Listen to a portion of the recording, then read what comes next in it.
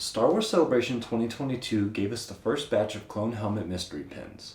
There are 8 in total, with 6 regular and 2 mystery chase pins.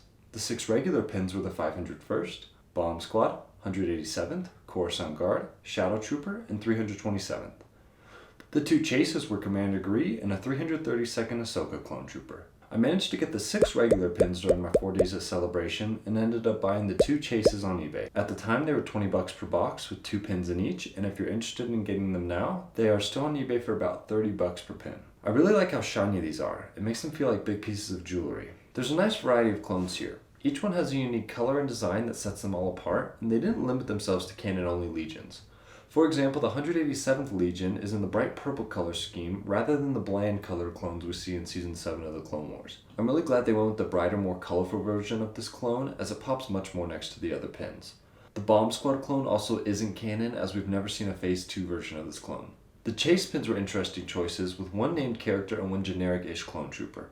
I really love the Commander Gree, especially with his green visor. It gives me old Battlefront 2 vibes, because there was this loading screen with a jet trooper that had this really green visor. The Ahsoka helmet chase pin is by far one of my favorites. The hype of the Clone Wars Season 7 paired with these clones has cemented them as one of my favorites of all time. I actually only saw one of these pins the 4 days I was at the convention, and it was a guy in front of me in line at the Celebration store.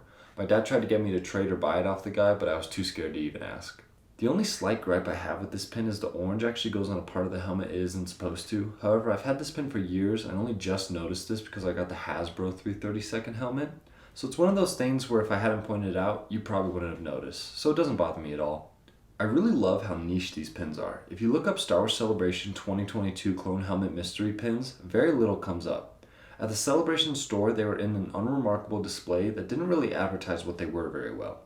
I was just lucky to have gone up and grabbed a box to see what they were, but I don't think many people noticed them in the store. I think a big appeal of these Star Wars celebrations is the chase of collecting these pins. Like women when they reject a guy they kinda liked and then he starts talking to other girls.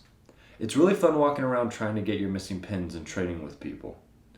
On my pin display board, these things look fucking awesome, and paired with the rest of my celebration pins, this is definitely one of my favorite pieces I have in my collection.